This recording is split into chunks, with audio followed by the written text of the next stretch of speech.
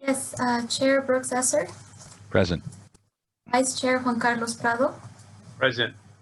Council Member Beatriz Cerrillo, Present. Council Member Joni Gillespie, Present. Council Member Linda Lopez, Yeah, present. Council Member Everardo Rodriguez, I'm here. Council Member Jennifer Ruiz, and Council Member Blair Whitney. Present. Okay, thank you. Okay, thank you. Agenda item 2 is public comment. Do we have any public comment, Sandy? So now, if you would like to make a public comment, please go ahead and use the raise hand feature in order to organize any public comments. If you have a public comment, now would be the time to raise your hand, please. No, there are no public comments. Victor, are there any public comments on the phone line? Thank you, Sandy. I don't see any at the moment. Okay, thank you. Back to you, Chair. Okay, thank you, Sandy and Victor. Agenda item number 3, report outs, starting with the supervisor's report. Maggie? Yeah, good evening, everyone. My name is Maggie Cornejo, and I am a legislative aide to Supervisor Warren Slocum. I like the change of the agenda, but let me start off with I have a couple of items to talk to you all about.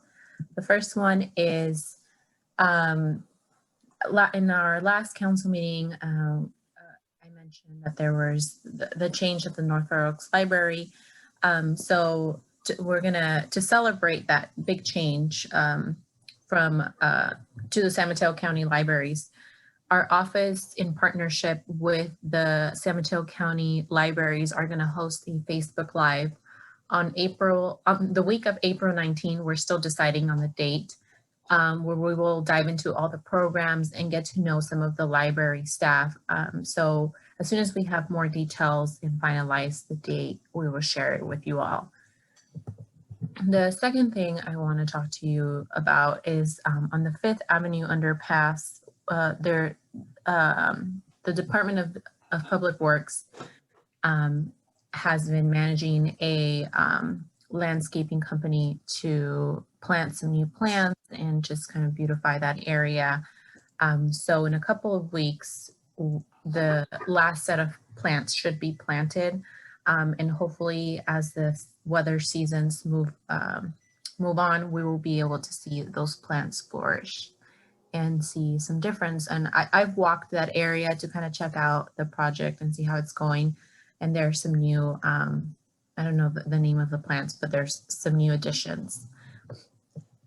And last week, Supervisor Slocum had asked me to welcome the new Tongan restaurant on Middlefield Road called Toke Moana's. And I went over and met the owner. Her name is Fuzi.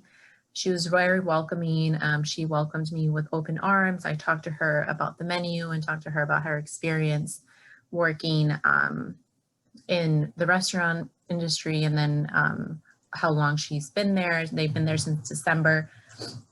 And I also ordered some food, but I needed some of her guidance for the menus. So I ordered, I think it's called Lucipi, and then the drink was Mango Otai. It was very nice to connect with them and just kind of welcome them to the neighborhood. So if you haven't visited them, I encourage you to do so. The other thing I want to talk to you is San Mateo County, about some of the vaccine efforts that have been going on.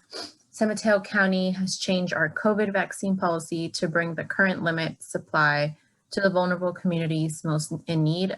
In District 4, this week we target the first dose clinics are scheduled for East Palo Alto on the 24th, which was yesterday, the 26th, which will be tomorrow, and the 27th, which will be this weekend. And in North Fair Oaks, one is the 25th, which happened today, and there will be one on the 27th. For Bellhaven, there will be one on the 27th.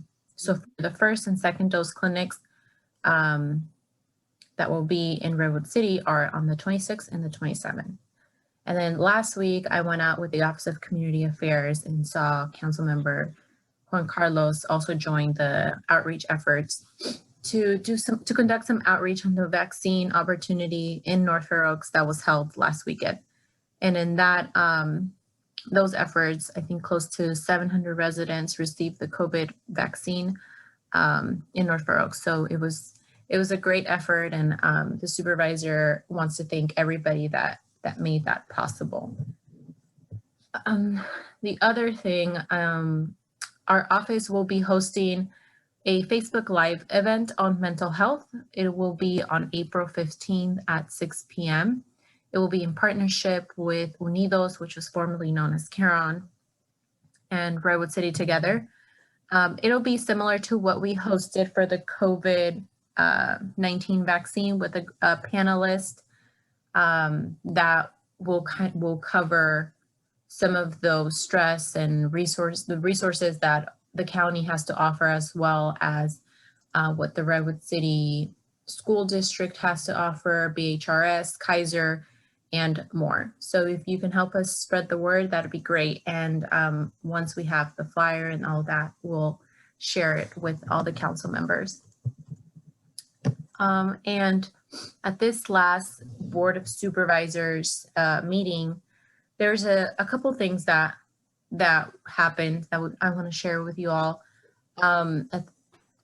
Supervisor Slocum co-sponsored a digital Bill of Rights with Supervisor Don Horsley, which passed unanimously by the board. And the purpose of this was to ensure that all San Mateo County residents, especially those from most vulnerable communities, can have access to reliable high-speed internet through a computer or a tablet. This set of digital Bill of Rights is a resolution that aims to close the digital divide by identifying 11 essential digital access needs for all the county residents. And some of these include the ability of all residents to access public Wi-Fi regardless of income. Closing the digital divide is critical to creating more equitable outcomes in education, health, and employment. We'll be updating the North Oaks Council as the progress of this continues. And also at the Board of Supervisors meeting on Tuesday, there was a report about a hotel industry in San Mateo County. That we're the only state in the union who doesn't have a plan for reopening this industry. And even though there's not many North Fair Oaks, there's not many hotels in North Fair Oaks, many of the employees that work in these other hotels in the county are from District 4. And it's important that people know that 25,000 jobs were lost in that industry in this county. So a subcommittee was formed in result of that, and they're hoping that to work with legislators and have an opening date for this industry. And lastly, on the Board of Supervisors, the board approved funding for a green light striped bike lane on Middlefield Road, and which will help make the streets safer for all the riders, which is really exciting. And lastly, for my report, Supervisor Slocum had a good conversation with the new chair, Brooks. He enjoyed the productive conversation and talked about topics of interest to the community. And he looks forward to all the work that will be done this year. So if there's questions or comments. Yeah, Maggie, it's Brooks. Do we have any idea how many people showed up at the COVID vaccine event in North Fair Oaks today? For the Siena Youth Center, no, That's it. just know that it was aimed for 300 people, but don't know how many showed up. Just thought I'd ask that. That's not a problem. I see Linda's got her hand up. Yeah, it's my understanding that, Maggie, maybe you can confirm this, but I attended the San Mateo County Vaccine Communications and Equity Group today, and the same question was asked about the vaccination site at the HSA building on the weekend. And I guess they have to do something with the numbers because there was no registration. It was a walk-in, no registration. I'm not sure how they're going to single out who actually was from North Fair Oaks or who was from Bellhaven or who was from Redwood City, but I was told that those numbers were not available yet. So I'm just mentioning that because it makes sense that Siena numbers are not available either right now. Okay.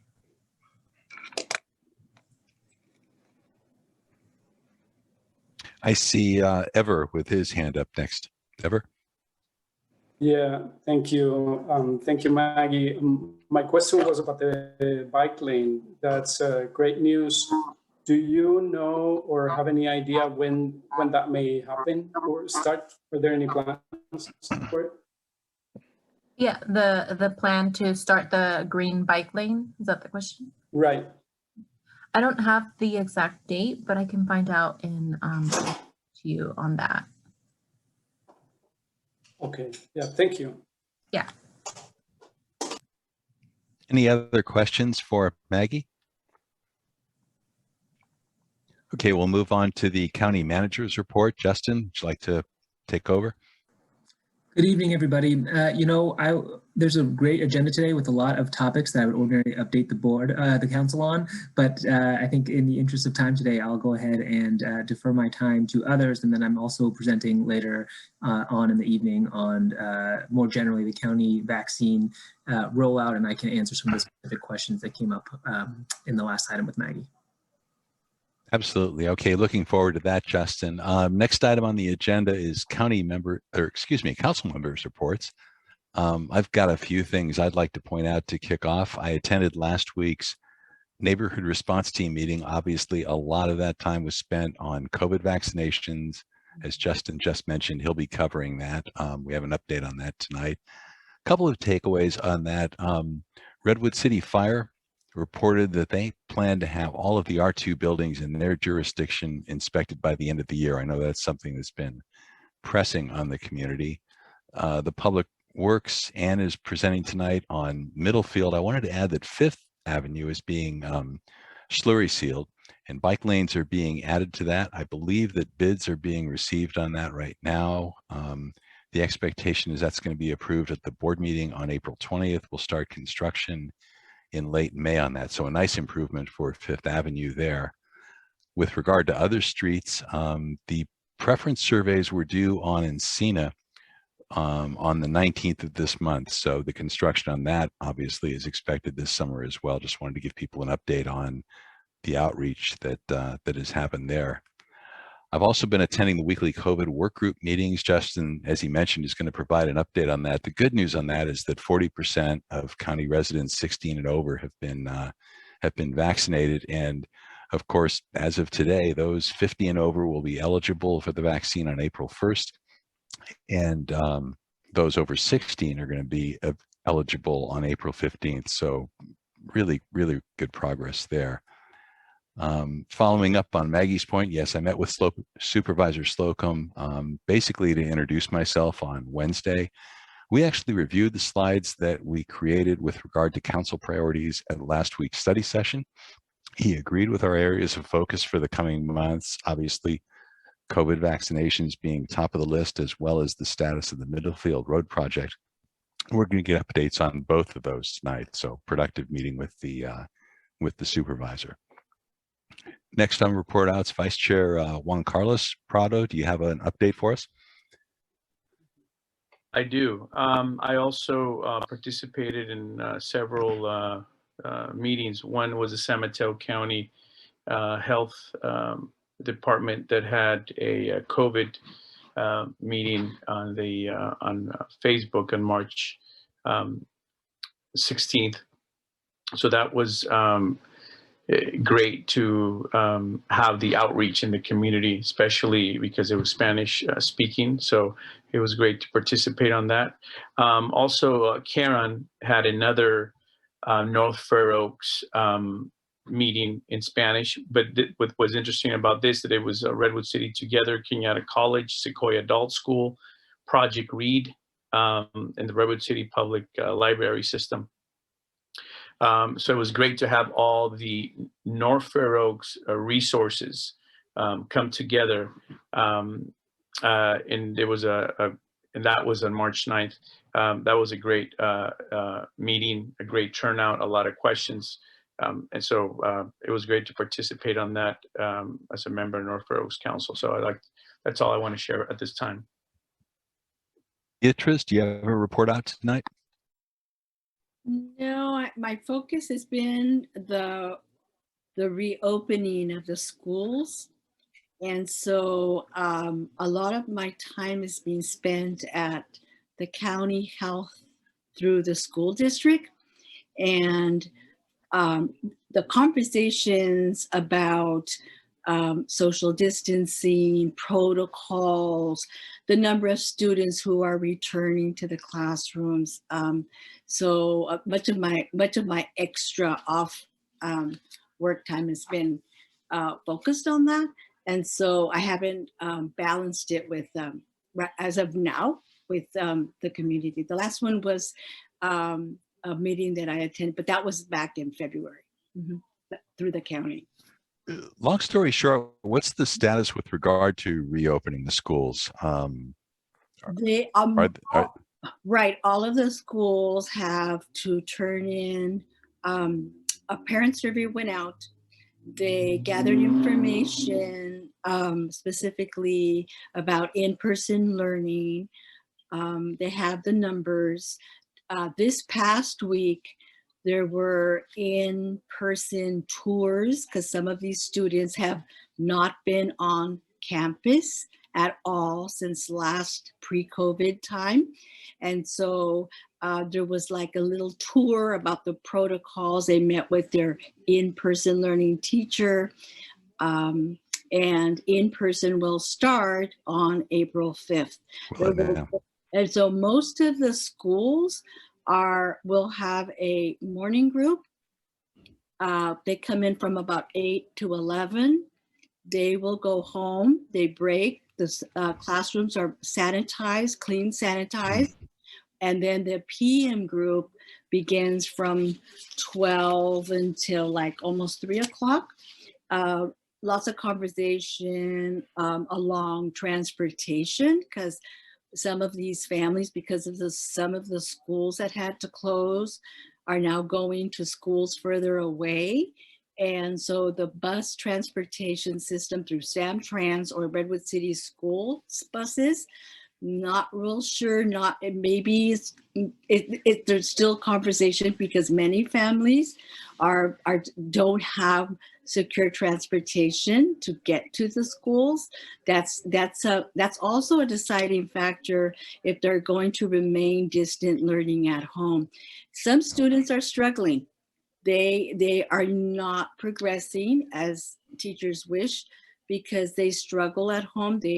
So they're trying all these different ongoing conversations to try to get these students back into the classroom with support, for more support services to see if their progress will continue until the last days of school. But it's an effort. I've been there since August. I'm in the library, but most of us that have been there are wearing different hats. Every morning, part of my job now, as I bow to the library, is going in front of the school, protocol, mask, gloves, and taking temperature checks. All parents have to fill out a questionnaire online or in person before their student is dropped off.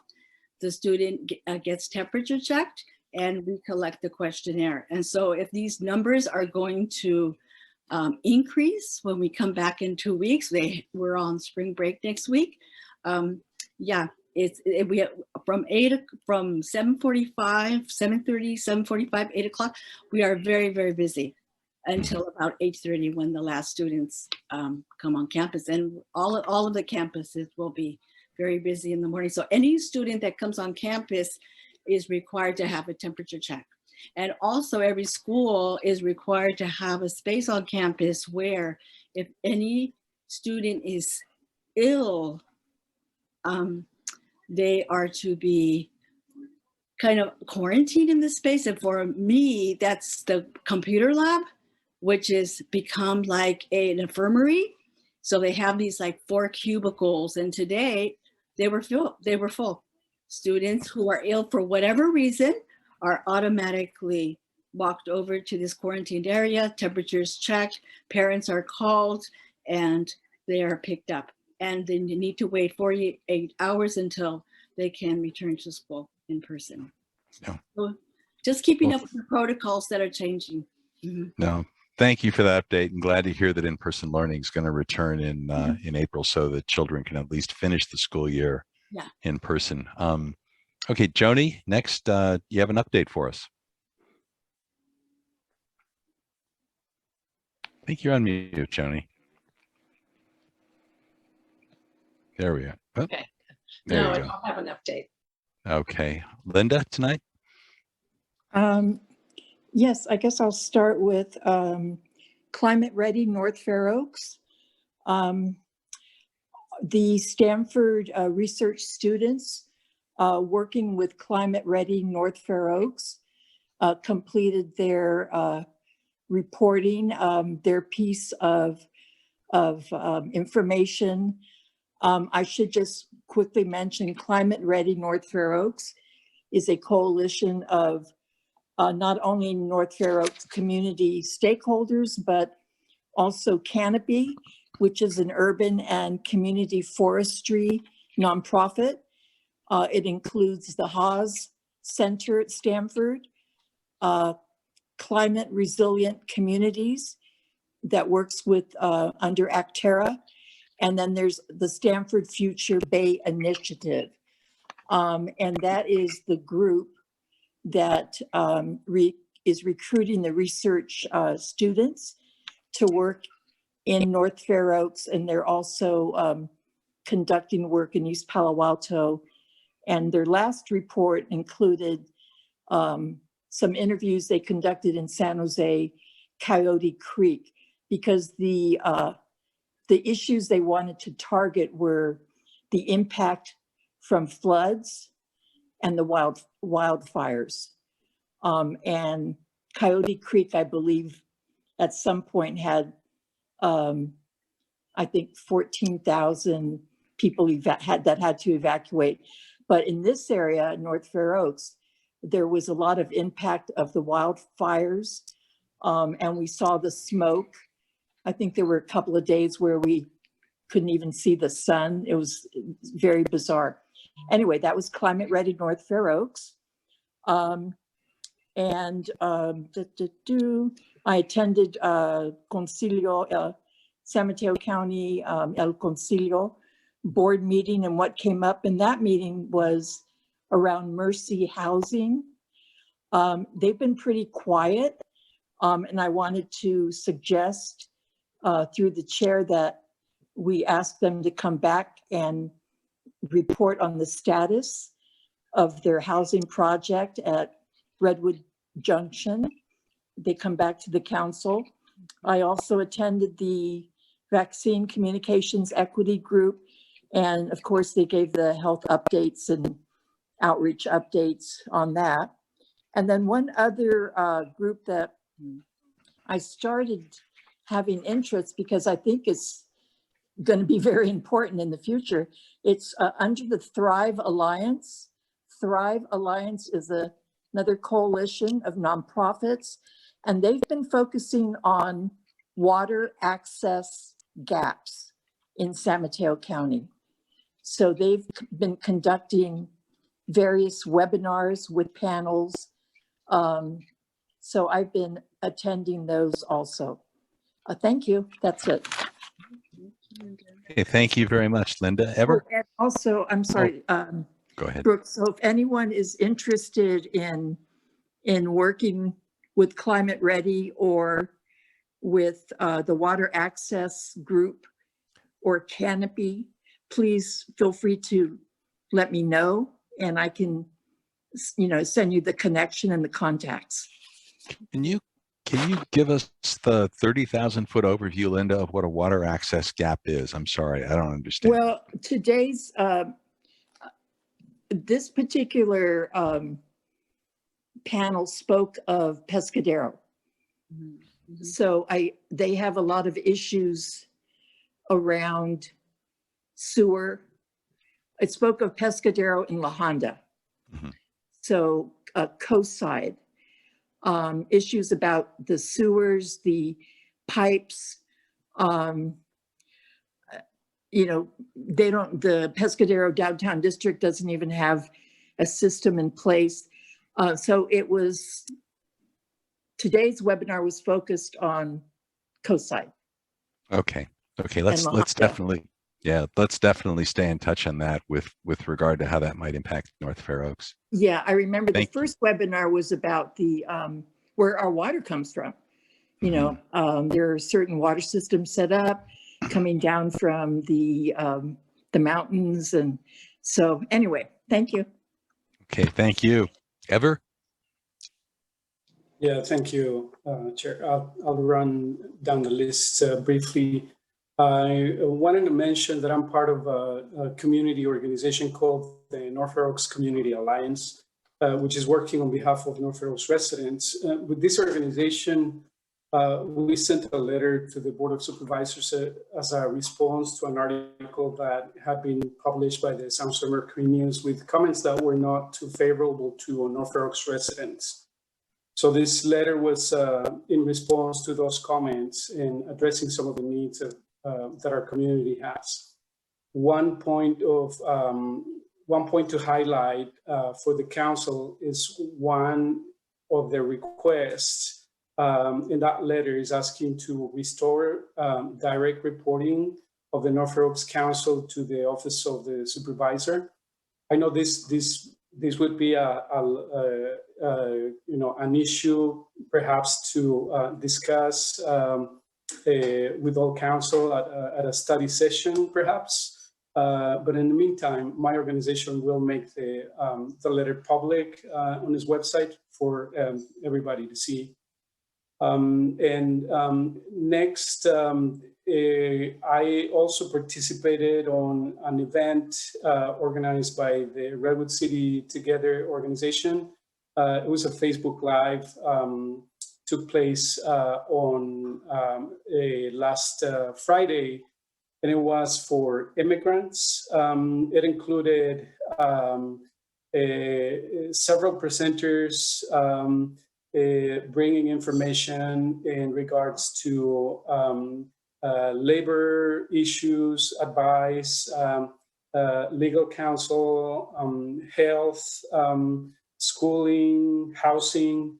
And so I participated in that both as MC and as an interpreter. And I can certainly appreciate our interpreter, Victor Hernandez. I did it for over an hour and I finished exhausted. It is hard. So yeah, I appreciate your work, Victor. And also, I'm part of the San Mateo County multi-jurisdictional hazard mitigation plan effort. We had a meeting a day before yesterday. They're pushing a survey for all residents of San Mateo County, essentially to gather information about how well prepared they may be for an emergency. And so I will share the link to the survey on the chat for everyone to fill out at your convenience. And if you can share it with others, that would be great. And finally, just briefly, the reforestation work that we have been doing here in North Fair Oaks with the organization called Canopy. We have written a letter. We encounter several issues for planting trees in North Fair Oaks, and a lot of residents want to have trees planted outside on the public way. However, the list that the county has for trees that are allowed on the street is very limited. So essentially what Canopy wants to do is to see if county may be willing and open to increase the number of, or the variety of trees that can be planted on those exterior places so that more residents can benefit. So I'll report back, once we hear from county and see if there are better opportunities for residents to get free trees planted. Please report back on that. And I think the council would also be interested in the results of the multi-jurisdictional hazard committee survey when they come up, to get a sense of how well prepared we are for an emergency. So thank you for that, Ever. Do we have Jennifer? For sure. Yeah. Please go ahead. Yeah, sorry. The multi-jurisdictional effort is going to take several months. They're updating the plan from 2016, but in the meantime, they're conducting the survey. But yeah, I'll keep you updated. Yeah. Thank you. Do we have Jennifer on the line tonight for an update? We do not. Okay, thank you, Sandy. How about Blair? Do you have an update for us tonight? I do not have a long and detailed report. There's a new pizza restaurant down by Fifth Avenue, La Quinta Pizza. And along with the Tongan restaurant, those are the next two I'm going to try for my adventures in North Fair Oaks. That's it. Thanks. Okay, well, thank you. Next item up is an update on the Middlefield Road Improvement Project. We have Ann Stillman on the line, I believe. Ann? Good evening. This is Ann Stillman, and I'm the Deputy Director of the Engineering Resource Protection Division in Public Works. And I'm looking back, realizing, gosh, the last time I spoke with you was November. Feels like it wasn't that long ago, but I don't know, things just feel busy. So yes, I'm here to talk about the Middlefield Road project. I'm assuming that most everybody is kind of up to speed on what the project is. And so my update is really what's happened since the last time I talked to you, and where are we today, and then what are we looking towards the future. So if there's any additional, if you need some more background, let me know. But I was going to kind of just go from the November forward. So when we talked last time, we were out to bid with the project, and we did open bids for the project on January 14th, 2021, and we received 9 bids. So that's great. The bid prices ranged from approximately $19 million up to $30 million. So we awarded a contract to the lowest responsible bidder, which is Granite Rock Company. Their bid amount was $19,131,379. So that's great. That's good. Contract's been awarded, and the contracts have all been signed. We did have a pre-construction meeting last week, March 17th, with our department, the contractor, all the utilities are invited, Samtrans, all the affected agencies. They're all invited. It was a big virtual meeting, and so went over a lot of aspects of the project. So, and then let's see, we had a meeting this week in the field to talk with the contractor a little bit about, just the different nuances and the issues with the project, the work that'll be involved, the staging, the fact that there's a lot of, there are businesses there, parking is a premium, there is a lot of work taking place in the roadway. So those sorts of good discussions taking place. We have not issued a notice to proceed. Typically what happens is when we issue a notice to proceed, then the contractor needs to start work within 10 days, or the clock starts ticking, because they have 180 days to finish this project, 180 working days. We haven't issued the notice to proceed yet. We have a lot of submittals. They have to submit a lot of different things. They need to tell us about the signage they're going to use. They need to tell us about their traffic control plans. their sequencing of the work, and all of those details before they can really get going. What they are saying, and what we pretty much anticipated, is that right now they're looking to try to do the underground work first. So there's a sewer line that's going to be replaced, and you usually start from the lowest end and you work up. So they're thinking they want to be working on that first, and then the joint trench work. So doing a lot of the underground work, but we need a lot of details. They're recognizing that it's hard to find a place to put material and stage things. So, hey, if anybody has any great ideas for where they can stage things, because they're going to have a lot. I mean, when you think about pipe work, you have a lot of sticks or pieces of pipe out there that you need to stage. And we're talking about underground work. There's a lot of vaults that need to be staged. So that's pretty difficult right now for them. We don't have a lot of great ideas, but if somebody does, that would probably be very helpful for them. I think that's a, traffic control plan is really important. We need to see what that looks like. And there are a lot of submittals. So it's a big project. There's a lot of work, and we really can't issue them to go and start until we know more about all the details. Do you have any questions? And I guess I'm sort of thinking that they're targeting, don't quote me, but they're targeting right now April 19th to start. But again, we need to see details and understand how they're going to approach it.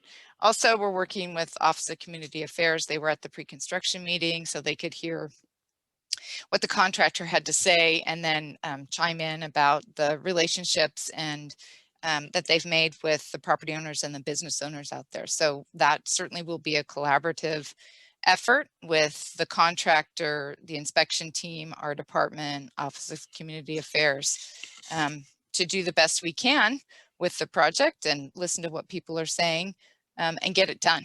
It's the big part. Do you have any questions? I see a hand up from Ever. Go ahead, Ever. Thank you. And I was going to suggest maybe for for staging things, I wonder if the hedgy could be utilized, some of those empty strips. Yeah, I mean, I thought about that too, but I think there's probably no way that City and County San Francisco will allow the contractor to stage things, because City and County San Francisco gets very picky about what people are doing over their pipelines, and also the weights that people put on pipelines. They have a lot of restrictions. So, I mean, because you think about that, there's that lot, Berkshire and Huntington, but that's right over the that's very small, but it's right over their pipeline. So I thought about that too. Of course, there's that, there's the area behind the clinic, but I think that's probably off limits. I know that Redwood City is finishing up on an underground job, but I'm not exactly sure where they were staging. I mean, they'd really like to try to get close to the job. The less time they need to travel, with their materials to the job, to the site, the better off we are. Well, the better off we all are. And, we're talking too, I mean, the reality of it is when they're trenching the sewer line, as an example, they will work to dig down and put in a trench and replace portions of the pipeline, and then dig some more and, backfill or close up what was behind them. But you're talking about a train of work. So I think also the expectation will be that, or what we're going to, what will happen is some of the equipment that they have, especially that are the track mounted equipment that kind of rip up the roadway and move very, very slow, they will be staged in the parking area. So, although it will be moving down the road as they work, everyone needs to have this expectation too, and realize that that's where they're going to have to be putting some of their equipment, especially the stuff that track and not rubber tires. So I feel like those are the details. Yeah, I think oh, go ahead. No, I was going to say maybe then, alternatives would also, could also include some of the in light industrial sites along Edison Way. I've seen a couple of them empty, so, but that may be a matter of renting them. I don't know how willing the owners may be about just allowing, Yeah, and I mean, well, rental is something that probably the contractor would consider, but I'm sure they're not. I mean, it depends on price. I believe, I've thought about down there by Edison, Second, First. I know there have been proposed projects, but I'm not following the status of any of that. I mean, definitely, I sit there and I look at a Google map and I look from the air and I start to think about where open space is. I think about the church. Further to the south, there's a lot of area there. we need to be creative because yeah, if they're spending all their time delivering materials to the site, you're losing a lot of productivity. And I knew, we knew that, this would be difficult. And I mean, there's trade-offs, right? There's trade-offs with time, there's trade-offs with parking. So it's difficult. Yeah. I know they find it tough. Yeah, and finally, my question. So you mentioned they have 180 days. Is this for the full completion of the project? Yes, it's working days too. So that means Monday through Friday. Yeah. Yeah. Oh, I see. Yeah, okay. And then what also happens? I mean, if it's well, yeah, because we're looking at 18 months. If it's, weather can delay too, right? I mean, I think it's a good time to start work. Right. No, working in the rain is not good. You're not going to do any road work in the rain. That's just a muddy mess. Can't do that. So capitalizing on the dry weather is great, especially for some of those processes. Trenching, with the trenching work, you have a little bit more flexibility with the weather, but it's not good to have, open trenches that are really wet either. There's a lot that goes into thinking about how to implement this in a way that, works the best for, the contractor, the public, we've got the pedestrians, the businesses, the shops, the motoring public, the bicyclists. There's a lot to consider. So I guess that's why I feel like we just talked, but no, things have been flying by. Things have been going fast. There's a lot of stuff going on. I appreciate that. And I see Linda has her hand up as well. So Anne, I know it's been a while. What is the name, please, again, of the company that got the bid or won the bid or the contract rather? Yeah, Granite Rock Company. Oh, Granite Rock. Okay. Yeah. All right. My question about utilities, I'm a little confused on this part. You're saying the sewer line is going to be replaced. So how versus the utilities undergrounding, what comes first, or both at the same time, or what? Yeah, and so the sewer, one of the things we do whenever we have a road project is, and this is our sewer district, the Fair Oaks Sewer Maintenance District, is we want to take a look at what is the condition of line, the sewer line, because you hate to, of course, improve a road and then have somebody come and trench it, right? So we took a look at the condition of the sewer pipe, the sewer lines out there, and decided to include it in the project. So the sewer district is paying for that. I think the contractor is thinking if they can start on that work, that trenching work, and then if they can get their subcontractor in there to start on the joint trench work. So when I say joint trench, I'm meaning that you're digging a trench and you're basically putting the pipes or the conduit in the trench that will then house the wires that were, that will take the place of the wires that are overhead. So all the conduit, the conduit will all be laid, and they also need to go to boxes. They have places where they have junction boxes, they have splice box, they have all these locations where they need to be able to access their facilities. But it's going to be PG&E, so you've got your electrical and Comcast and AT&T and Wave, they're all going to be in the trench. Plus we have, there's public Wi-Fi that will be part of this project. So that's in a trench. There's street lights. So all of those lights now, the street lights that we have, the Menlo Park Highway Lighting District has street lights out there. They're all within this segment. on a wooden pole, and of course all those wooden poles are going to go away, so they'll all be on the standalone streetlights. So there's, you know, trench and conduit for the streetlights as well, and then there's conduit for also providing electrical so that there can be kind of those holiday type lights on the trees. Mm-hmm. Yeah. And thank you, Anne. Oh, I had one other question. Yes. The mitigation plan. I haven't looked at it lately, but I know the last one I saw did not include the work of that is going to be going on with the Office of Community Affairs. So is there going to be a mitigation plan for the streets and then one for the businesses? Because you mentioned something about the company being responsible for the signage and traffic controls. So is that all being combined? Is there a new mitigation plan for this project?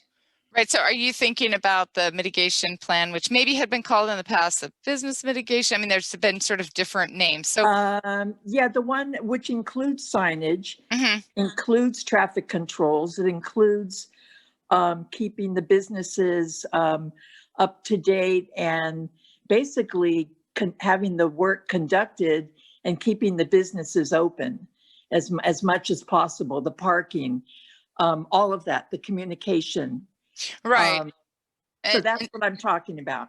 Okay. Yeah. And that's what I was sort of alluding to, is that we have been working with the Office of Community Affairs with what they have done and what they will be doing, and talking about communication in terms of posting information and updates, and I don't want to say complaint line, let's not call it that, but anyway, voicing concerns. So I think together we will be working to make sure that people are informed.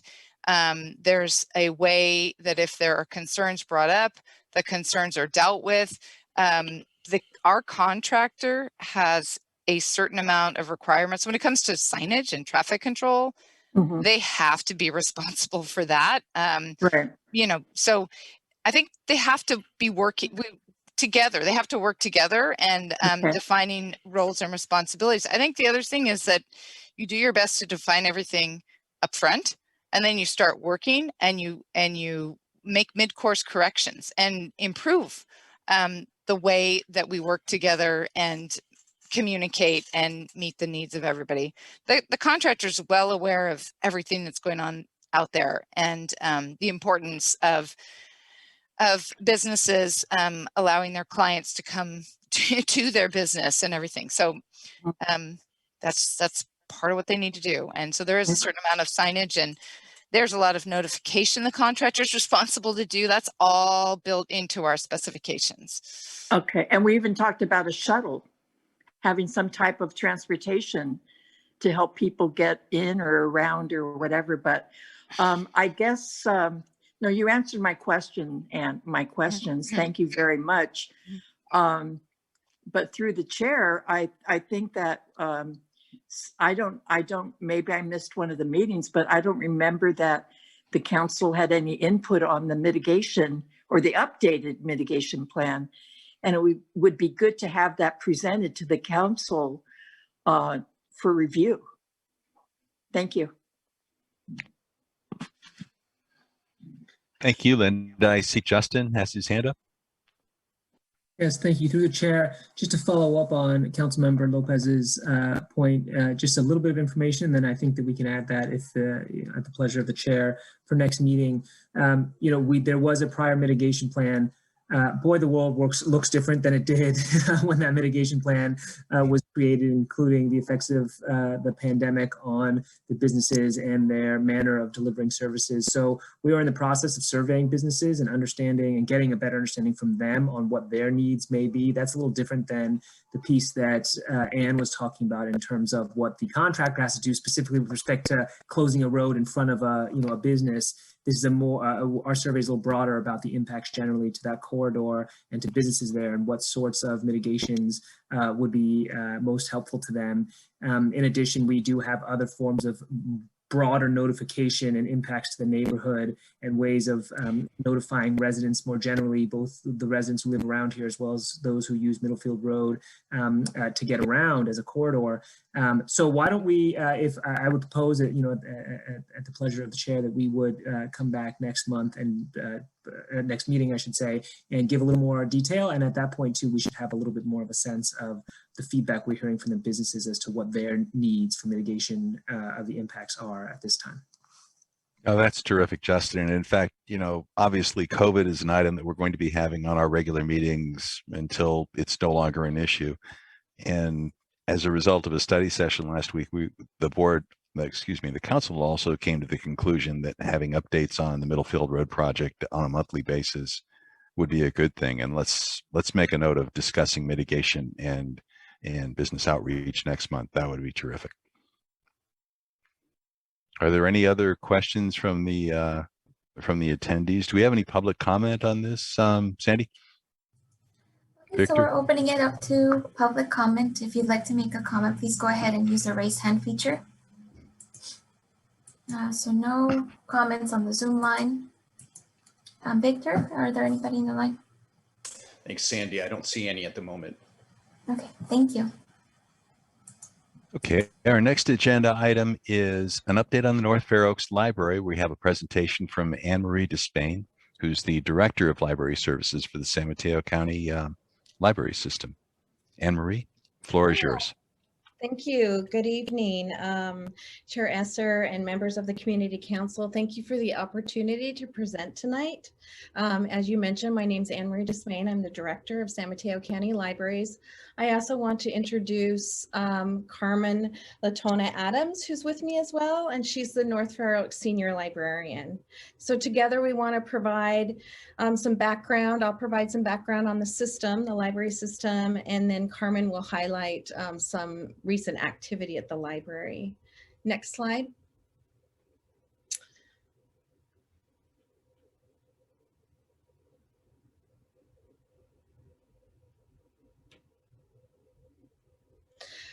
So San Mateo County Libraries was first established by the Board of Supervisors in 1912.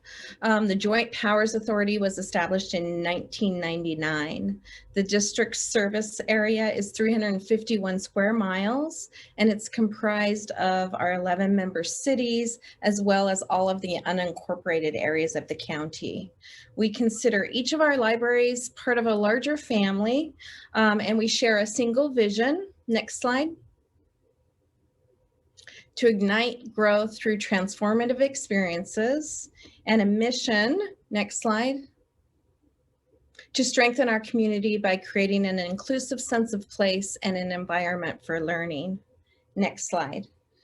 Our strategic plan has 3 inspiring goals that shape both our services and then guide our decision making. The first one is to cultivate an active presence and create spaces that enrich lives. The second is to lead early literacy efforts and explore and support exploration at every stage of life. And then the last one is to understand the needs of our community and then respond to those needs with meaningful services. Next slide. In alignment with that strategic plan, every year we set annual priorities as part of our budget cycle that are approved by our governing board. And I just want to highlight a couple of those this year to bridge the digital divide, to provide better access to technology. Oh, can you, that's fine. To empower our communities and increase racial and social equity through impactful services, and then reimagine summer learning and out of school time by increasing opportunities for hands-on learning, inspiration, and fun. Okay, now next slide. So that's a little bit, a very short high-level overview of the library system, but we want to get to the services that we're offering through the North Fair Oaks Library. We were thrilled to have the North Fair Oaks Library join the family, if you will. We began serving residents this month, and we're now just in our second week.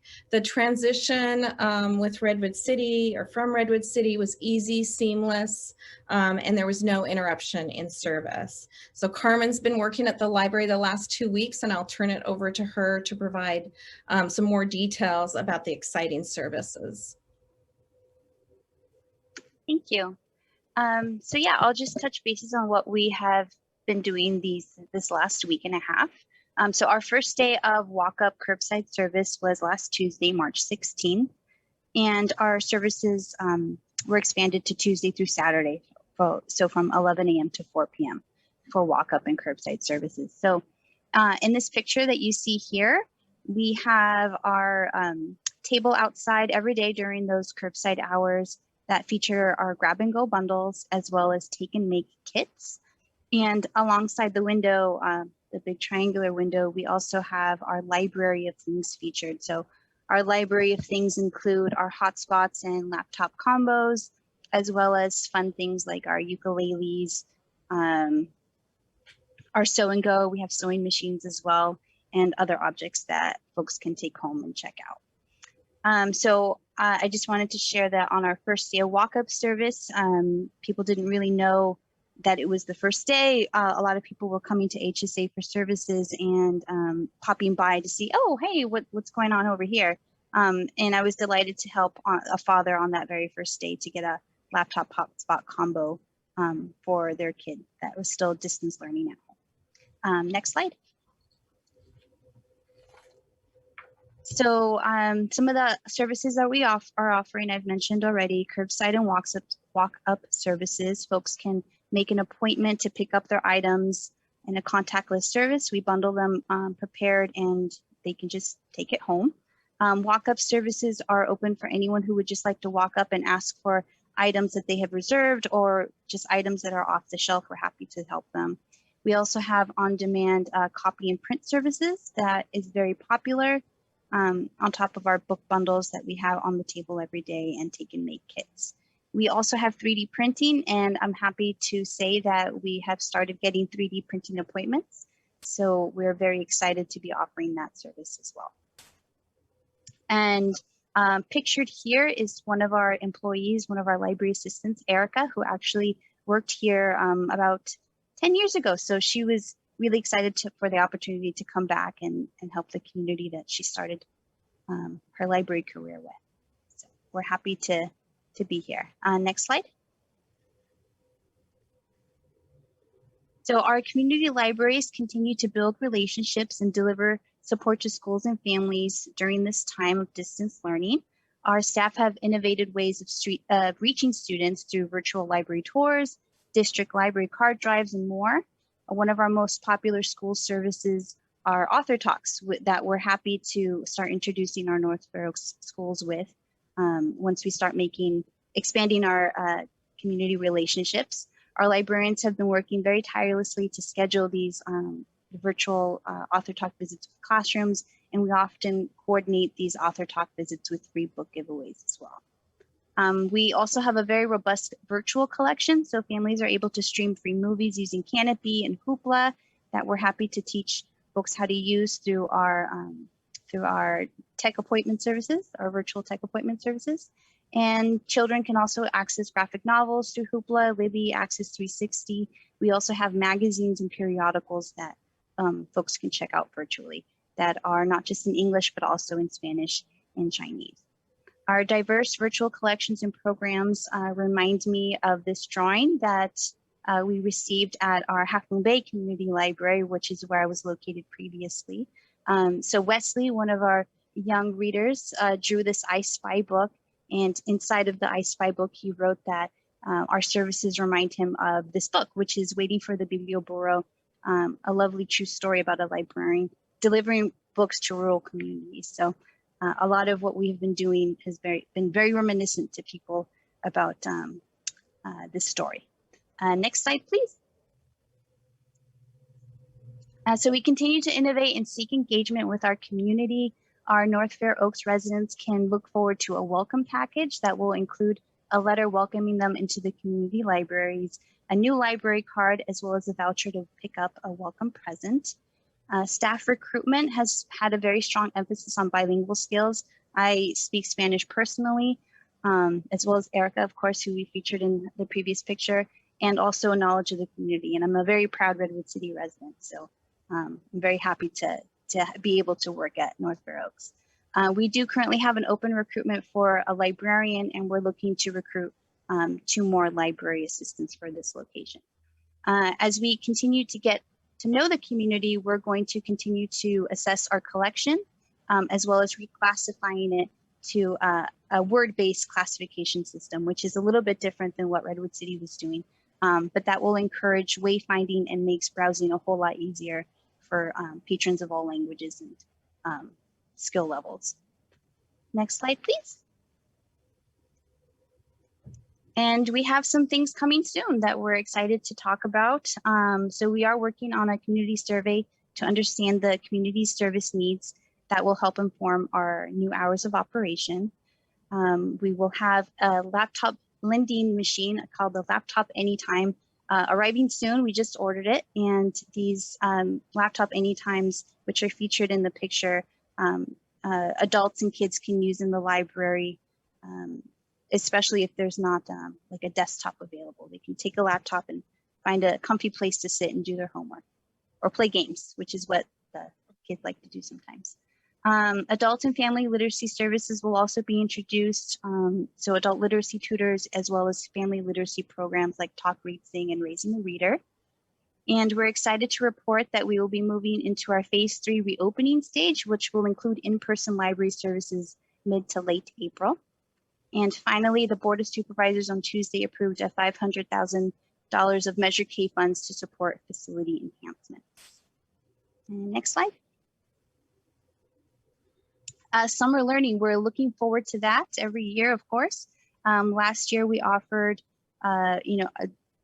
what we normally do, which is free books, as well as a reading log. We also did a virtual STEAM camp last summer, as well as a virtual showcase performers, musical performers, and educational topics. This year, our librarians are hard at work with making very big plans to make summer learning engaging and exciting. Families can look forward to, of course, getting free books again and reading logs, but also being introduced to a robust educational opportunity so that the children can continue their exploration and curiosity and excitement at home throughout the summer. And then the final slide, please. So we are just thrilled to be serving the community, and we look forward to getting to know you and residents better, and look forward to all the exciting ways we'll be able to continue serving and supporting the community. And we're happy to answer any questions. Any questions for Anne Marie or Carmen? Juan Carlos, I see your hand up. Yeah, thank you for that fabulous presentation. I just wanted to clarify some issues in the community about the change of hands. Will the main collection of the library stay the same, or can you speak to that, please? Largely the collection transferred over, so that was part of the agreement with Redwood City. So the collection is the same. It's exactly the same right now. We have a system where our collection floats, which means that if somebody returns a book from one of our other libraries to North Fair Oaks, it will stay there instead of being shipped back. It's kind of an interesting, innovative way. So it could change a little bit. And then as Carmen indicated, we do want to look at we want to assess the collection. Libraries and librarians always are assessing the collection for wear and tear and just use. And so we're looking forward to doing that as well. But right now the collection is the same, and largely will stay that way for a while. Okay, and I also understand that the hours will be extended a bit from what they were before. Is that correct? That's correct. Under the library JPA, North Fair Oaks is entitled to 60 hours, so it'll move from 50 to 60. Right now, we are still kind of in our phase 2, where we're not offering in-person services. It's all curbside and walk up As we move to phase 3, we're being very conservative. The hours are not expanding yet, but once we get back to normal operations, and with the help of that community survey, we will implement an expansion of hours. I'm not sure when that's going to happen right now with just some of the issues around the pandemic, but if I had to guess, that would be in the fall. We're hoping to move to normal services and be able to expand to weekends and evenings in the fall. Great, thank you. And I see Ever has his hand up. Yes, thank you, Anne-Marie and Carmen. Welcome to North Fair Oaks. I look forward to meeting you. I had one question about the requirements to get a library card. Do you require any documentation? What's the process? I'm going to let Carmen answer that.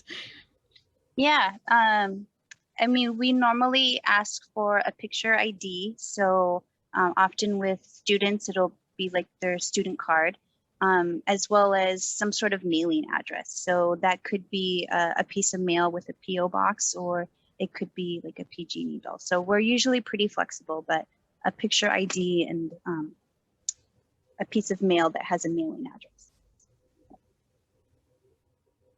Thank you. Is there any alternative for people who don't have an ID? Yes, we do offer temporary cards as well. So if a person doesn't have ID immediately or they're in between homes, there is a temporary card that we can give them that will give them access to library materials. Awesome, thank you.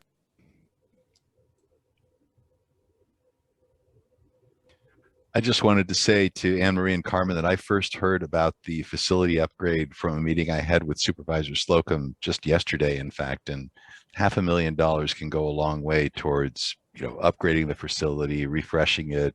I believe he mentioned there's going to be a children's area in there and that sort of thing. And I couldn't be more excited about the expansion of the library and the increase in services that it's going to offer as a result of this. So that's terrific. And we look forward to working with you as those plans come together and the upgrade gets designed. So please feel free to reach out to us when you're looking for community input with regard to how to enhance the facility, because this is a great addition for North Fair Oaks.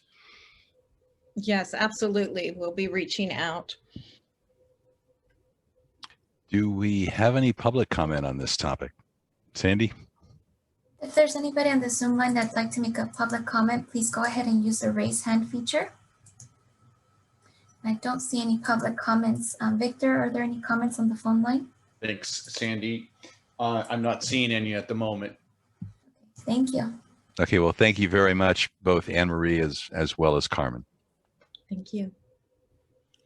Okay, our next item tonight is an update from the Siena Youth Center. We have Hugo Torres on the line, who's Director of Programs for the Youth Center. Hugo, the floor is yours. Hi. Thank you for allowing me to be here today. I'm really excited. Today was a very successful day. I'll get to that in a few minutes. So my name is Hugo Torres. I'm the new Director of Programs for Siena Youth Center. I am going to share with you guys a report that we've compiled that we've shared with other partners. We've made some changes to the program, both because of administrative changes and because of COVID. Our mission is to provide a safe, fun, educational, and active environment for the youth and families in the North Fair Oaks and Redwood City communities. I'm really proud of Siena and our team, especially because it seems like during COVID, a lot of organizations or other programs had to either cut back or reduce the services that they were doing. We were lucky enough to be able to expand and grow and add new programs. So I'm really excited in the direction that our team is going in. With the new administrative changes, we wanted to make sure we had some focal areas that we were focusing on. The first one being education. So we really want to make sure that learning is fun and that all of our students in our community have access to a quality education. Our second is health and wellness. So we also want to make sure that they have good mental health and physical health. We also want to provide leadership and advocacy opportunities to our youth so that they can help give back to their community, which leads into our fourth one, which is community. We really want all members of the community and the housing to feel like a family. So with those focus areas, our 5 goals for our program are to improve student academic achievement, especially in this world of COVID and distance learning. 2, to increase student movement and activity. Again, because of COVID, a lot of students are at home sitting in front of a screen, and we want to make sure that they're active and moving. 3, strengthen youth leadership. 4, positively increase their mental health. Again, going back to COVID, there's been an increase in mental health issues, domestic violence issues, so many issues at home, and we want to make sure that our students are doing well mentally. Our 5th goal is just to provide more community workshops to the parents. That way they don't feel like we forgot about them. But we want to make sure that we're including everyone in our community. So just some numbers to throw at you guys. Right now we have 135 students enrolled into our program. Some of the changes that we made is I lowered the age range or the age down to 7 years old. Before, I believe it was around 10. My reason for doing that was because I know that there's a huge literacy issue in the community. A lot of the kids can't read. We have 3rd graders and below who can't read at all. We have 8th graders at a 3rd grade reading level. So I felt that if we lowered the age and we tackled the issue early on, it would be less work for us to do down the line. The numbers from 135 have increased because today I enrolled 5 new students, so we're technically at 140. We have 40 tutors who help us online to tutor the students for an hour. Some students have more than 1 hour of tutoring. We have 20 students in counseling, either teletherapy or in-person therapy. We have counselors that come in. For our leadership, we have 8 high school students part of the NFOYI, which is our North Fair Oaks Youth Initiative. And we have 11 middle school students part of our new program, which is our junior volunteer program, and they're known as the junior coaches. And based on the applications that were submitted, 70% of the families have a female head of household, 80% are extremely low income, 15% very low income, and then 5% low income. Back in early October, we submitted a waiver form to the county and Department of Education outlining what our program would look like in person. They approved our waiver, and this is what they approved for our in-person programming. So the students so our program is open online and in person, and they both run simultaneously at the same time, which can get very hectic because we're a small team of 3. So dividing and conquering is what we do. So online, students join at 3, and from 3 to 4, that's when they work on their homework, where they do an hour of tutoring. For students who don't have homework, we ask them to join on at 3:30, and for 30 minutes, they are required to complete 20 minutes of reading and 10 minutes of math practice. We use online resources since they're already on Zoom, one being Epic for reading and then Prodigy for math. From 4 to 4:30, all of the students pause to engage in 30 minutes of movement time. All of the students have to make sure that their screen is on, and they'll do a little exercise, warm up, and we usually end in yoga. And then for the last hour from 4:30 to 5:30, the students have different enrichment classes, which vary day to day, and I have a more in-depth schedule of what that looks like in the upcoming slides. And in person, it's from 3:30 to 6 o'clock. We gave them that extra block of 30 minutes in case they need to eat, since there's no food allowed in the building because of COVID. So from 3:30 to 4:30, again, working on homework or tutoring or their reading or math practice. Our junior volunteers created individual binders for the students who typically don't have homework. A lot of the kids come in with no homework. So our students realized that, and they made binders based on their grade level with grade level content, all aligned to the Common Core. And the kids know when they come in, they have to get their binder. After their binder, someone has to check it. After someone checks it, they have to do their reading, and then they can go to free time. So from 4:30 to 5:30, we have our enrichment classes, and then after that, we have our movement time, which usually includes the free time or some sports-related game. For our in-person schedule, the way that we're doing it is we are only allowing 35 students in the building at once. We have a really big gymnasium where we can spread them out. Monday and Tuesday, we have grades 1 through 4, which is our group A. On Wednesday and Thursday, we have grades 5 through 8, which is our group B. And then on Friday, we're completely online except for our coaches, part of our leadership programs, who come in and receive their training. So the high schoolers receive their training with our assistant director, Coach Edgar, and I do the trainings for all of the junior volunteers. So when the kids enter, we're following the COVID guidelines, temperature checks, we're cleaning. The kids know all of the rules. They're in cohorts based on grade. So this down at the bottom here is the way the gymnasium is laid out. So cohort 1 is grades 1 and 2, grades 1 and 2, 3, and then we have a big 4th grade class. So we have 4A and 4B. And then we have it 5th, 6th, 7th, and 8th for the opposite days. And the days where the groups switch, we have a deep clean of the entire building and all of the bathrooms, which our cleaning crew comes to do twice a week, every single week. So for the enrichment schedule, on Mondays, they have different online classes. On Tuesdays, same thing. Some of them are led by our community partners. Others are led by our SYC coaches, and it's a variety of different interests. So it really helps all of the students engage in a class that they enjoy. To support the literacy issue, we do have a few writing classes, and the writing classes we have are for the younger grades and then for the older ones, again, just trying to improve that literacy rate. We have different arts and crafts, different robotics and coding, both in person and online. Here are some photos of some of the kiddos.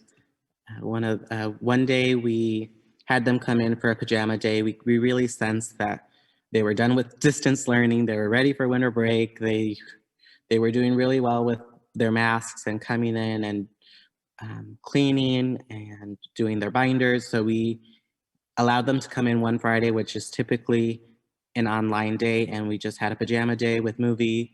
With the movie, we had some food, but we were distanced and the doors were open to have some ventilation. For Christmas, we did some relay races. There's an example of one of the crafts done by our coach, Jenny, which is one of our staff members. And then over to the right, I have a program highlights, things that we've been able to do. So this is my first year as director here. Prior to this, I did have after school experience in Chicago where I worked there for 10 years. Edgar Chinorio is the new assistant director, and he's amazing. I wouldn't be able to do anything without him. Soon after, this was in the summer of July 2020. And then in August, he established his high school group of who would be coming back. August 17th was our first day of Siena Youth Center, which was held online because we were still waiting for that waiver to be submitted to the county. On September 4th, 2020, we realized that since being online, a lot of students either were joining in on their parents' phone, didn't have access to good technology. So luckily we had extra computers and we were able to give out 9 free Chromebooks to students so that they could access school, their schoolwork, and our after school program. September 13th, they were able to install a bike repair stand outside of Siena. And I see kids come and use that every single day. I don't know how to use it, but they rock it. October 5th, this is still pending all the official paperwork, legality stuff, but we're working with the Redwood City School Districts. We've opened up our program to all schools, all students, all ages. So that's why our numbers have tripled since we came in. October 19th was our first official day that we opened in person. And again, we noticed that there was a need for flu vaccines or vaccination. So we held a flu clinic at Siena for 2 days. Those 2 days we were able to get 110 people vaccinated for free, regardless of insurance. We covered all of the costs. And then October 27th was our first community workshop. All of our community workshops are centered right now around mental health. Again, just because there was that spike and increase, we want to make sure that they're getting all the services that they need, all the resources and people to connect to. And then we were able to open up one more clinic because Dignity Health heard of the success of the first one. And after the third one, we were able to get 60 people vaccinated with the flu shot. More mental health workshops, a retreat for the high schoolers. I was planning the junior volunteer program all that first half of the year, and we finally selected our top leaders for that, and that went into effect the second we came back from winter break. When we came back from winter break, we anticipated large gatherings, so we closed our center for 2 weeks and we're online and only allowed students who tested negative to return in person. And I know our families and they wouldn't get tested unless we provided that. So we held a COVID testing site in our parking lot, and we were able to get 529 people in the community tested for COVID. Since we just established the junior volunteers, we held a little retreat for them to work with the high schoolers and get to know each other. We've been working really closely with Dignity Health, and they were so supportive of everything that we've been doing that they helped get our team vaccinated. So we were vaccinated in January. More mental health trainings. And then today, busy day. Today we were able to vaccinate people with the COVID vaccine. Today was, let me backtrack. Today we also did a mental health week for the students, just to make sure that we start to normalize that amongst them, especially the younger ones. And on Monday, we held a community action meeting to discuss the vaccine, just because there was a lot of fear amongst our families, a lot of anxiety and hesitancy to get the vaccine, a lot of misinformation. So we held that so that we could have those conversations. And then today we were able to vaccinate 300 people in our community. Dignity Health was able to obtain those, and we partnered with Sequoia Health District to help cover everything. And I can show you a quick glance at the gym. We cleared it out so that we would have the different clinics or centers for people to get vaccinated, the areas where they would wait. They're 15 to 30 minutes. And very successful day, very, very busy, but they told me that this is the smoothest one that they've done in terms of registering. We took care of all the registering because we didn't want the link to go out and have people not from our community access the vaccine. So all of the people who received the vaccine are from the North Fair Oaks and Redwood City area. And that's it from my end. Hopefully I didn't go over my 20 minutes. That was a terrific presentation, Hugo. Do we have any questions?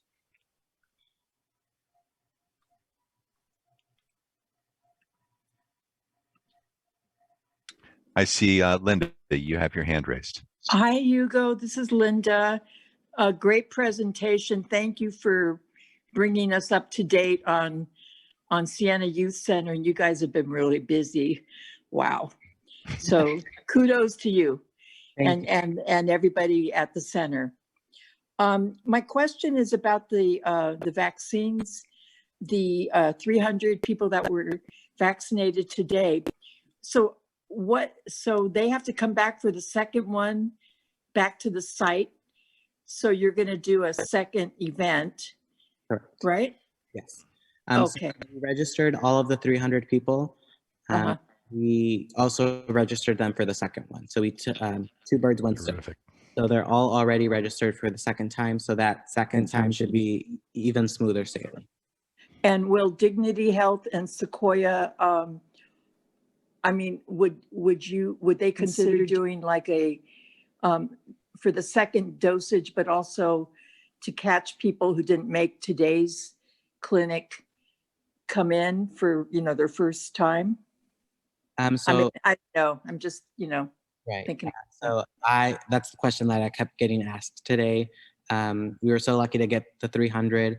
I'm really fighting and advocating to get more. I have a wait of 215 people who did not get vaccinated, who were interested. Our list filled up Tuesday. Wow. Tuesday after we held our community action meeting. A lot of families, we had 40 families attend. So those 40 are like families of like at least 5, like 3 to 5. And then they talk to friends and convince them. So Tuesday we really filled up. And then anybody that calls me, I put them on our waiting list in hopes that if we do get more vaccines, they're going to be the first ones we call. Okay. Great work, Hugo. Thank you. That's terrific, Hugo. Any other questions from the council? I don't see any other hands raised. I had a question, Hugo. You mentioned 80% of your clients are extremely low income. Can you define that in a dollar value just to get a sense of that? I don't know what that level means in terms of dollars. Application, I based it off of the housing income from the San Mateo County. So whatever numbers that they have to categorize extremely low income, that's the number that we used. Okay. I was just wondering if you had a specific dollar number just to get a sense of what that means, but that's fine. Yeah, we did use one in the application. I just don't know it off the top of my head. Understand. Okay. I see Ever has his hand up. Yeah, thank you. Thanks, Hugo. How are you? Thanks. I was wondering, so the 300 people or so that got the vaccine, were they primarily from North Fair Oaks? All from North Fair Oaks, all from Redwood City. So that was one of the criteria. So the main big one was 65 and over, and then open to all essential workers, regardless of their age, as long as they were older than 18. And we just would ask them for their address to verify. And if they weren't a resident, then we put them on a waiting list. So our waiting list, we have 2 separate waiting lists. We have a waiting list of all the residents of the community, and then I have a separate waiting list of people who are outside of the community, because I hope that we're able to target our community first before we start branching out and helping out other communities. Awesome. And the 140 kids that you serve, are they primarily from the housing that St. Francis provides, or they are also coming from other places, other cities, or? Both. So a big chunk from our housing, and then a big chunk from the public schools. The families that were initially enrolled talk so highly of the program that through word of mouth, our numbers increased. Awesome. Thanks very much. Nice seeing you. You too. Any other questions for Hugo? Do we have any public comment, Sandy? I do not see any raised hands on the Zoom call. Victor, do you have any questions on the phone line? Thanks, Sandy. I don't have any at the moment. Okay, thank you. Okay, well, thank you very much. Thank you for your presentation, Hugo, very much. Thank you. Last presentation of the evening is Justin Mates giving us a COVID-19 vaccine update. Floor is yours, Justin. Good evening, everyone, and thank you. Sandy, do you have the presentation, or should I share my screen? Could you please share your screen? Sure. Thank you.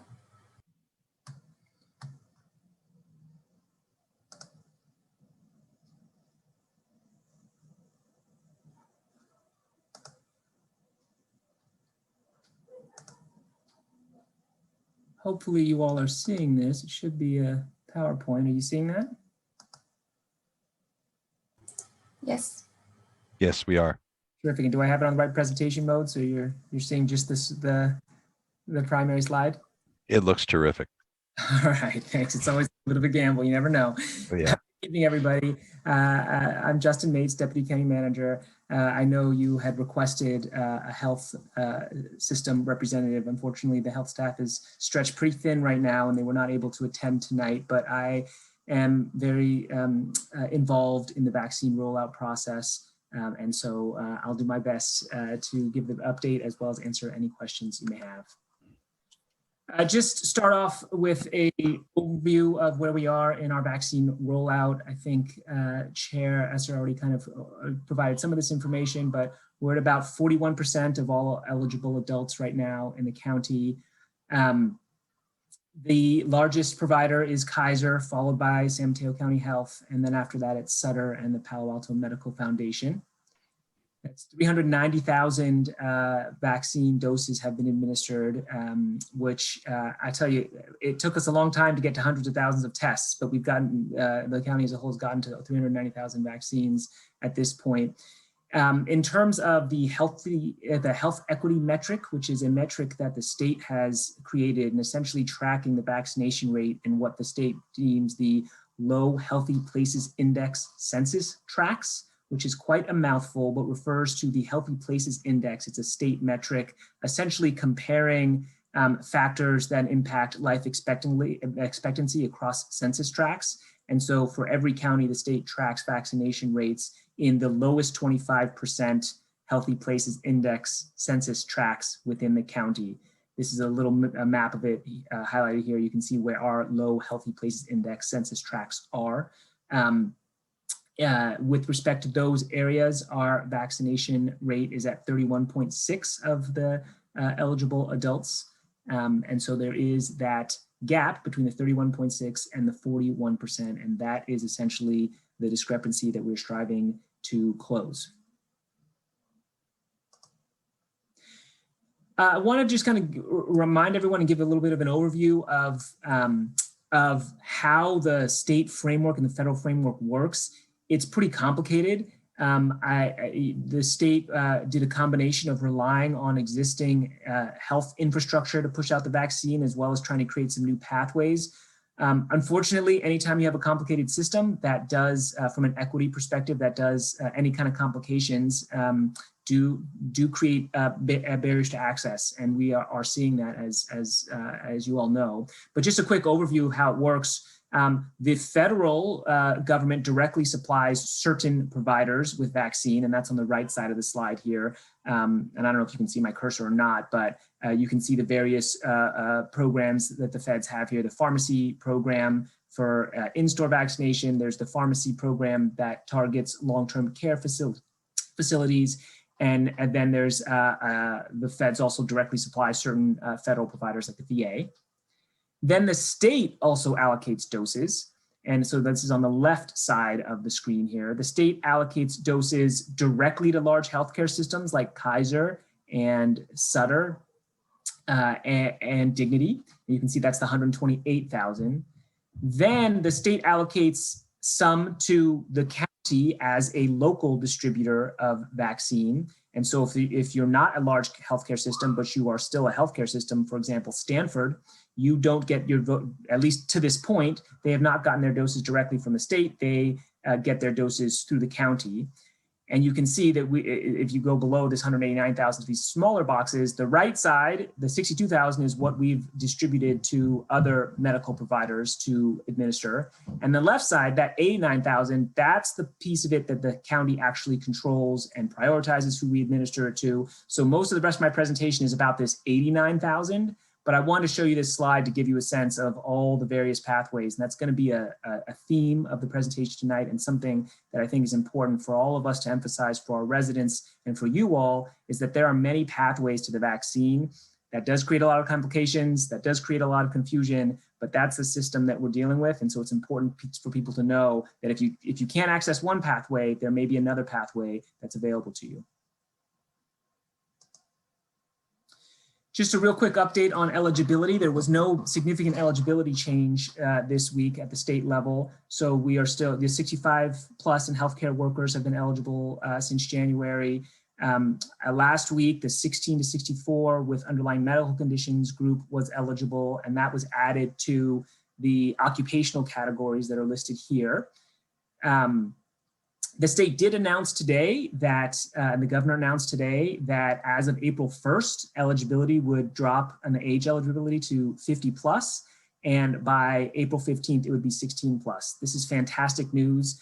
You know, that obviously getting to all adults being eligible is just good from an epidemiological point of view, and it's hopefully reflects the state's sense that the supply will be increasing, but also in terms of an equity and an access perspective, the very complicated and rigid eligibility requirements have definitely created accessibility barriers that I know the community has struggled with, that we as a provider and as a health system have struggled with. So the fact that the light is at the end of the tunnel and it can be very soon to being anybody who's over 16 is eligible is really good news, and we look forward to April 15th.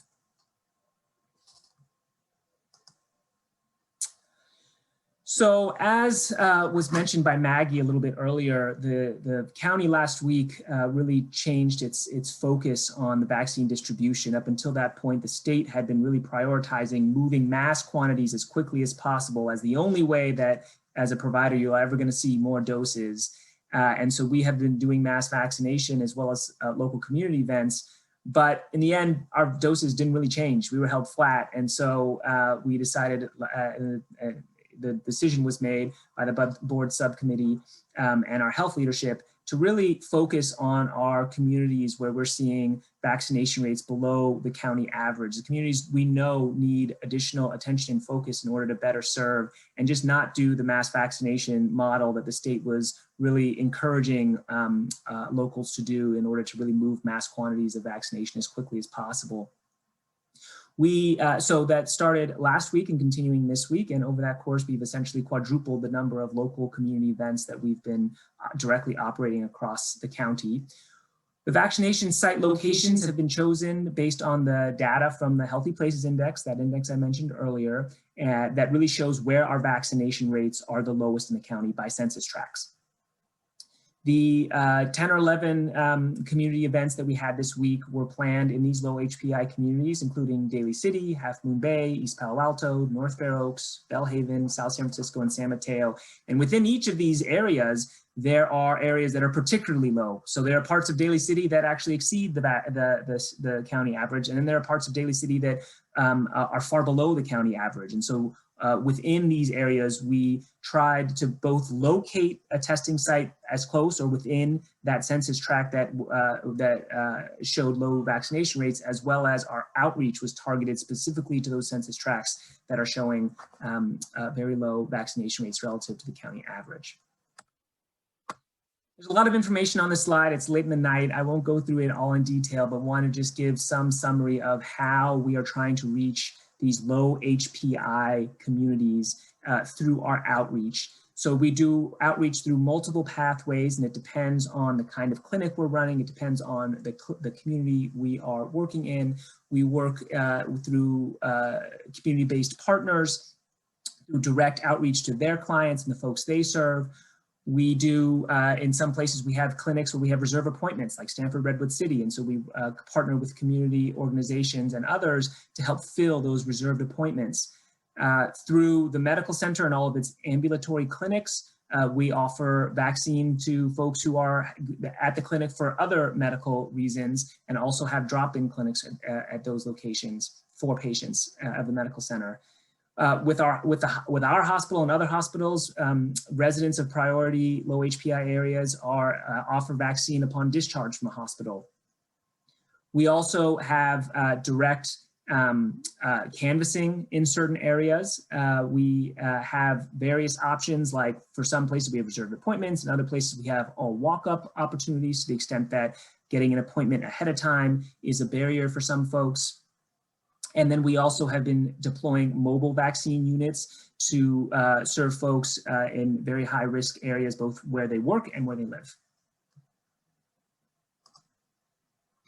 Since this is the NFOCC meeting, I wanted to highlight the efforts in the last week or so in North Fair Oaks. We have directly sponsored or operated a number of clinics. The 2500 Middlefield Road Clinic, which I believe was mentioned earlier, that was operated in partnership with Redwood City, administered about 660 doses last week. Today, there was and Hugo mentioned, and I'm sorry for the typos I see in this line here, in partnership with St. Francis Center and Dignity, we administered about 285 doses. This was really a great partnership where the county was able to prioritize the doses. Dignity was able to provide the vaccinators, and St. Francis Center and Hugo himself provided a lot of the outreach support to really get members of the community signed up. And we're very encouraged by how it went and would love to continue to operate such events in the future. We also have an event this Saturday back at the 2500 Middlefield Road, again in partnership with Redwood City, and again estimating approximately 600 doses. We also have additional events planned for the week, for the upcoming week as well. I did want to say a bit because these numbers, I know in many ways may seem very small as compared to the overall population of North Fair Oaks and the surrounding incorporated areas of Redwood City, and they are. You know, these numbers are not going to necessarily move the needle, you know, overnight on some of these metrics. I did want to give some context to you. So, you know, supply continues to be a constraint, despite the fact that the state is signaling in the future it won't be a constraint. Right now, it very much is. I described a little bit of this to you all at the study session last week, but there is a weekly process by which we get the total number of doses from the state. We get told what we're going to have. Then we have to supply to all those other providers I mentioned earlier who we prioritize their second doses, right? So we don't want anyone in our county, regardless of where you get your medical care, we don't want anyone missing that second dose. So all of those doses get prioritized. We prioritize the allocation to community partners who serve our low HPI areas, as well as our safety net providers, and that includes Ravenswood Family Health Center in East Palo Alto. We satisfy all of their requests, and then we satisfy the medical center's requests and all their clinics. And at the end of it, we're left with what we can use for these community events. This week, we had about 3,000 doses for that. And so of those 3,000 doses, about 900 were committed to North Fair Oaks, about 30% of the overall amount that we had for these community events across the entire county. Again, the number's not large, but we're doing our best to prioritize them to the areas that where the vaccination rates are well below the county average, including certain parts of North Fair Oaks and incorporated Redwood City. These events in North Fair Oaks have been a mix of appointments and walk-ups. The ones that were operated by the county last week were hybrid, appointments initially and then walk-ups. One of the things we found is that the folks who were walking up started lining up even before the appointment time, which led to folks waiting about 3 hours to even start getting vaccinated because they showed up. So they basically showed up at the start of the event, but that was the appointment time. So this week we're trying something different. We're doing just walk-ups and no appointments this week to see if we can get that line moving a little bit faster and hopefully reduce wait times. The Siena Youth Center event was an appointment-only event. And so we're using different models, different places, learning each week, adapting, gathering feedback, and hopefully improving every week as well. In addition to these county-sponsored or county-partnered clinics, we have approximately 300 to 600 weekly reserved appointments at Stanford Redwood City, and it varies by week. But we have been filling those through partnerships with Health Plan of San Mateo, which if you're not familiar with it, it's essentially the public insurance network in San Mateo County.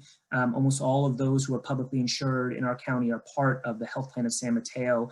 And so we've been partnering with them since the start of the pandemic to fill a lot of various opportunities and appointments we have, including at Stanford Redwood City. We've also been partnering this week on the recommendation that came out of the Vaccine Equity in Communications group that Councilmember Lopez mentioned earlier about partnering with CBOs to just reserve block appointments and have the CBOs fill those appointments. And we've been doing that this week with the Stanford Redwood City appointments to great success so far. And then in addition to these events, the Fair Oaks Health Center, the medical center's ambulatory clinic, it has been serving its patients both at its regular clinic hours as well as some special events and a large scale clinic that will reach by 600 by the end of the week. A lot of the focus and discussion recently has been about these census tracts. It's really been about measuring equity with respect to geography, and that's an important way to measure equity, but there are other ways that we try to prioritize our highly vulnerable groups that don't necessarily cut or divide evenly in geographic ways. And I want to tell you a little bit about some of those efforts. So last week, we were very excited that the sheltered homeless population became eligible last week, and through mobile efforts, we were able to offer vaccines at every single shelter in the county to all staff and residents. We reached approximately 450 people. The shelter population is larger than that, but some of the staff had already been vaccinated, and some of the, we didn't necessarily get uptake on all of the offers we had, but we continue to schedule unvaccinated shelter residents on an ongoing basis. We are also starting with our mobile street medicine team to offer vaccines to the unsheltered population as well, both targeting them where possible in encampments that we're aware of and that are we know folks frequent, as well as food distribution centers and other places where we know the unsheltered population seeks services. Through a partnership and contract with the Safeway pharmacies, we've been serving the GGRC members, the Golden Gate Regional Center, an organization that serves our developmentally disabled population. We've been working with them when it was 65 plus. We reached approximately 700 of their members and their caregivers, and we are currently expanding that to reach the 16 to 64 population that's served by GGRC. We've been working with MedPen to identify affordable senior housing sites and using mobile vaccine options to serve seniors there who have not already been served by their providers. Similarly, using another mobile pathway, serving other unvaccinated seniors where they live, including homebound seniors. That is a pilot that it is, I will say, the numbers are not huge. We've reached a few dozen. It is a difficult population, as you can imagine, to reach. It's very intensive to reach, and we can only get to, basically a handful or a dozen every day. But we know that it's a very vulnerable population. We've been prioritizing the caregivers for homebound seniors as a way to help insulate that population, but we are also seeking to vaccinate them in their homes as well. We have been doing on-site vaccinations at certain occupations where there's a high need and vulnerability. So a few weeks ago, we did many of the farms, both in the South Coast and in Half Moon Bay. And we, through that, with partnership with our coastside farms services CBOs, including Puente, Coastside Hope, and Alas, we were able to reach a high number of our agricultural worker population and their families. And that's an important part, is where possible, we offered it not only to the workers, but to their families. We did something similar at the South San Francisco produce terminal, where we were able to not only vaccinate the workers, but we also invited them to bring their families, or any 65 plus, I should say, any 65 plus family members who live in their household could also get vaccinated through those means. And then the Correctional Health, the incarcerated population became eligible last year. And as you can all probably remember, the incarcerated population has been a concern in the pandemic since the beginning, given the living environment that they're in. And so we are starting the efforts and have already vaccinated about 100 of inmates and are working on pathways of vaccinating given the fluctuating nature of the jail population. And then this is just revisiting the thing I mentioned earlier, which is there really are multiple pathways to consider, and the county is a portion of it, an important part of it. And we certainly, with respect to an equity perspective, we think it's a very important component of it. And we've been advocating with the state to remember that the county piece of this overall vaccine rollout is important. But there are so many other pathways that I want you to be familiar with, so that when you're asked, you can let people know there's other ways. Like I mentioned, the major healthcare providers, they actually are distributing most of the vaccine right now. And we've been working with them locally to really promote community events and really, identify for them that they can't really serve everyone in our county in short order just by having community members go to them. And so we've been promoting community events and, where possible, partnering, like we did this week with Dignity, which has been a great partner on operating events in the community. Kaiser is also starting to do this. We partnered with Kaiser this week on the coast, as they do not have a very large footprint on the coast in terms of physical locations, but they definitely have members out there. And so want to encourage everyone to remember that the providers do have most of the vaccine, and they're getting it directly from the state. In addition, the federal pharmacy program is expanding, and there are new locations in San Mateo County where the pharmacies, just their in-store pharmacies, can offer vaccines. It's a little frustrating because at this point there's no universal sign-up mechanism. It is through each individual website. Eventually, the state is signaling that everything will be on the My Turn system, but that hasn't happened quite yet. But the pharmacy pathway is valuable, and especially for folks who are used to maybe going to those pharmacies to get their medicines. If you can get an appointment at the same time, that's really a great pathway. There are the big federal sites like Oakland Coliseum, which the federal government has indicated it will operate through mid-April, and San Mateo County residents are also eligible to get served there and get vaccine there. There's the federal pharmacy partnership I mentioned earlier, which is serving our long-term care facilities. That program is serving 389 of those facilities in our county, and so far has reached 98% of them, which is fantastic. And then there are our what's called federally qualified health centers, essentially the safety net clinics in our county. The medical center and its ambulatory clinics is one of them. Ravenswood Family Health Center is another one, and NEMS in North County is another one. And these entities directly get vaccine from the federal government and have been striving to offer community-wide options, not just for their patients. So that's another important source of or pathway for the vaccine. And with that, I'll wrap up, and I'm happy to answer any questions.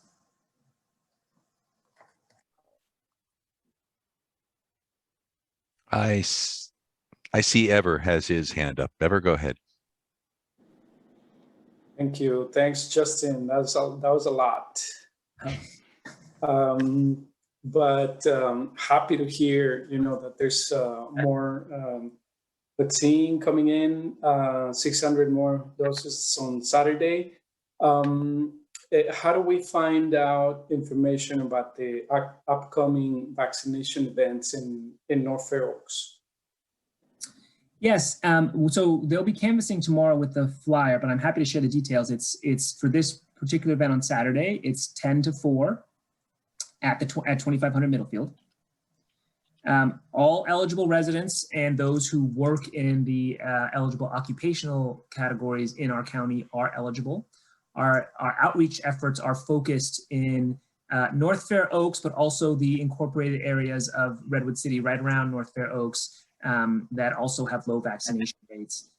In terms of future events, we will share them as soon as they're together. I will tell you the doses just got finalized this afternoon. So we are now transitioning to figuring out how to spread those doses among the various locations. So I don't have the information tonight, and that is one of the frustrating things about this process, is that we live in sort of 5-day increments. The state keeps on reassuring us that they'll eventually give us 3-week projections, but we haven't gotten there yet. So the events next week are coming together as I speak, and I don't have details to share right now, but we will be putting out flyers and other outreach about the events next week as soon as we can. Great, thank you. Linda, go ahead. You have a question? Actually, it's a comment and then a question. First of all, Justin, thank you very much. Yeah, that was a lot of information, but good information. I just wanted to publicly thank San Mateo County for making the decision to change the way vaccines are distributed and to bring it into the community. But I also want to publicly thank and give credit to those community individuals and organizations who have been attending the vaccine communications and equity working group over the months with the same message. And that's that the vaccines need to be done locally. They need to be accessible. They need to be culturally relevant. They need to be safe and familiar. And so the county is doing that now. And I just want to give credit where credit is due, but I thank the county for picking up the ball and going in the right direction. That's my comment. My question tonight is, what is the status of the youth applicants? We're down 2 people on the council. What is the status, if you know, through the chair? I'm sorry, Councilmember Lopez, I do not know the status of those.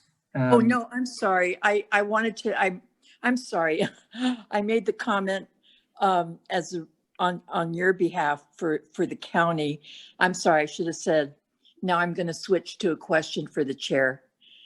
Sorry about that. Well, my answer is the same as Justin's. I do not know what the status of that is, to be honest with you. I haven't seen requests for interviews or anything like that. I understand we do have candidates, but they have not been interviewed yet, Linda. My understanding is it's still open. Still open at this point. There's 2 applicants that have applied. So I just don't want to lose momentum on this, but anyway, thank you. Any other questions for Justin? I actually had one, Justin, for the community vaccination events. Are we tracking those individuals who are vaccinated and reserving second doses for them? Yeah, so the state really doesn't have us reserving doses anymore. They, if they in their system find that you have doses on the shelf, they take it away from you. But the way we've handled that is that when we get, and this is why the weekly process is so complicated, when we get told by the state, for example, you have 10,000 doses this week, we survey all providers and say, who needs a second dose? Because we do not want anyone missing a second dose in our county. And we prioritize that allocation. So we have not missed any second doses. We've always been able to get every provider the second doses they need for everybody who's had a first dose. And we will do that for our community events as well. That's why some weeks we really don't have much to offer in terms of first doses because we do prioritize those second doses. Okay, well, that's terrific. Any other questions for Justin tonight? Okay, well, thank you, Justin, for your presentation, and obviously for all the work that you and your team are doing on this. It's just amazing to me. Do we have any public comment for Justin or questions? I don't see any raised hands on the Zoom call. Victor, are there any questions on the phone line? Thanks, Sandy. I don't see any at the moment. Okay, thank you. I do see a comment from Councilmember Whitney. He says, just as an FYI, the VA hospital in Palo Alto is offering vaccinations to veterans, and they're drawing from a separate source from the county and the state. That's interesting. I had not heard that and was not aware of that. Thank you, Blair.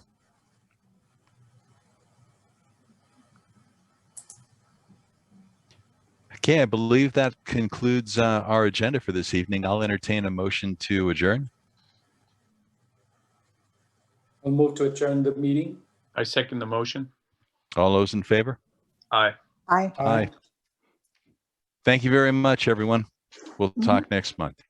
Thank you. Thank you. Good night. Good night. Good night. Night.